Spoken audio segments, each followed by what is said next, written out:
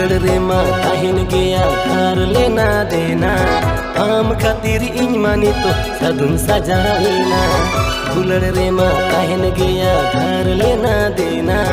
आम खातिर इन मानी तो सदुन सजाइना लेंगा तेरे घोड़ी सड़ी से के चूड़ी लेंगा तेरे घोड़ी सड़ी से के चूड़ी कोड़ा गोडरे में लटकी बाड़ाई कुड़ी चोड़ चूड़ी कुड़ी चोड़ चूड़ी लेंगा तेरे घोड़ी